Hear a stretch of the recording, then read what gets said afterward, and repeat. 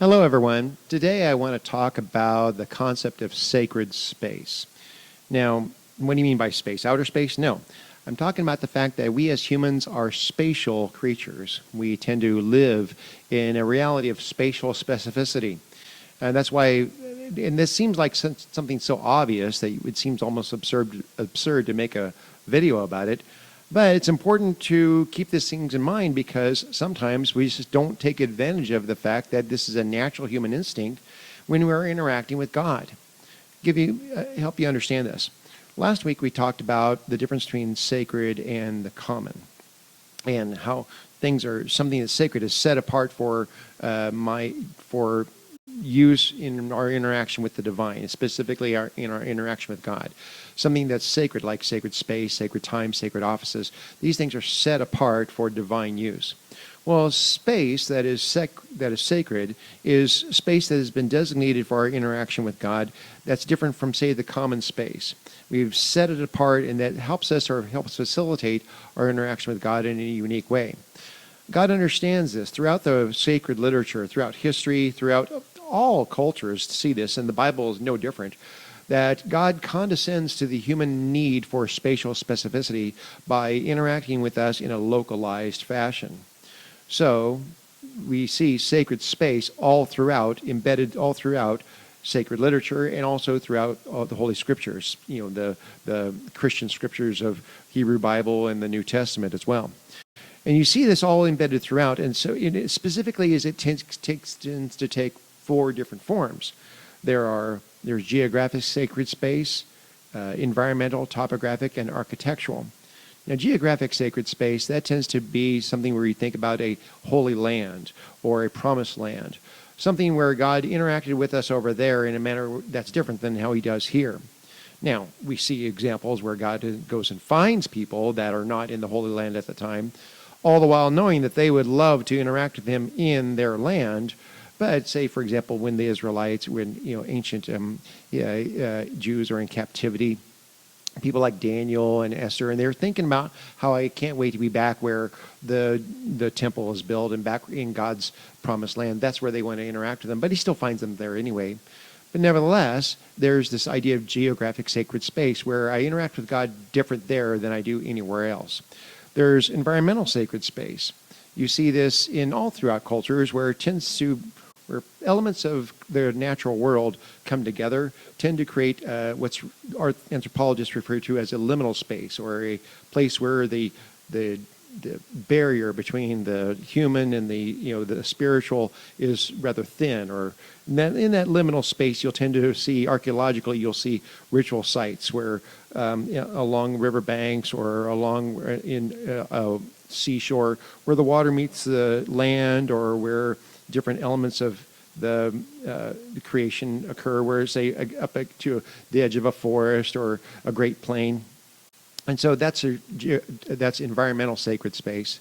There's topographical sacred space also. We tend to see all throughout sacred literature and throughout the world in different cultures where high places are something where you tend to think of the gods as higher, the divine is higher than the rest of where we live. And so therefore, any place where you can find a natural spot where you can interact with the gods at a higher spot, that's seemingly better. If you don't have a natural high place, you might have to erect one.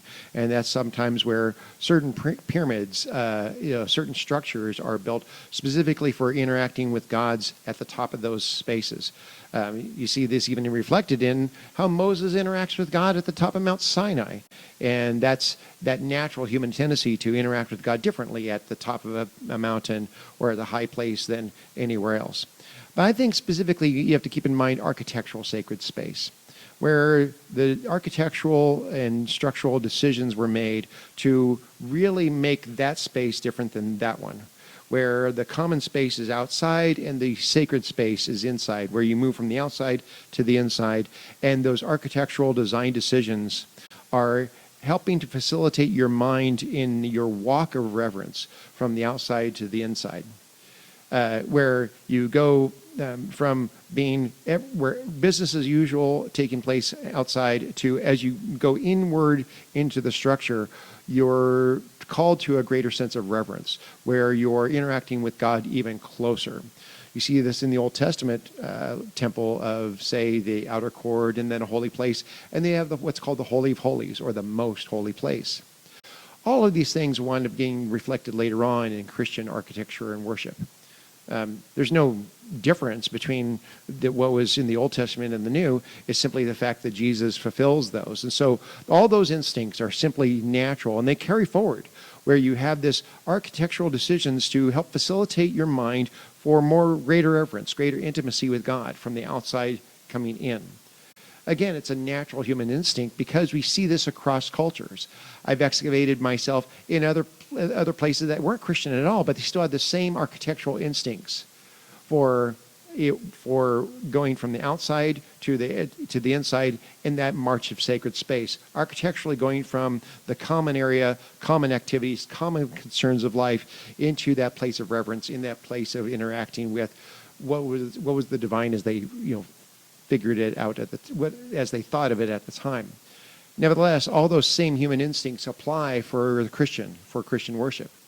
And that's why at St. Matthias Anglican Church, we work to make architectural and artistic and ornamental decisions to help facilitate reverence through that decision about sacred space. But you see this in churches all throughout the world. Anytime you're someplace where you see a beautiful church that's made architectural decisions to help facilitate reverence, facilitate meditation as you go from the outside to the inside. Sometimes people will say, well, in my church, we really don't have different space. God can interact with me anywhere. And I understand that, yes, but oftentimes those same people will be the first ones to tell their children, don't run in church, because they intuitively know that this space is different than any other space, that you act differently here than you say out on the playground. And so they are reflecting this natural human instinct for sacred space. Well, because this is a natural human tendency, you want to keep these things in mind and let the architectural and artistic and decorative decisions made by your church help facilitate your reverence as you go from outside in, as you go from outside of that into that common space to the interior. And that sacred space helps facilitate your reverence. Geographic sacred space helps facilitate the principle of pilgrimage as you move from the common to the sacred.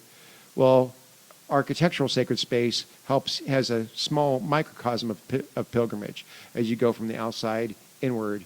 And even inside that architecture, as you move spatially inward toward that place of greatest intimacy with God. We even have it as part of a liturgy where you move systematically and theologically and prayerfully from places of further distance within the same building to the place of closest intimacy. So sacred space is all meant to facilitate your worship in this manner. And you should be taking advantage of it, being conscious of it, so you can get the most out of it. All right? That's all I have for today. Have a wonderful day.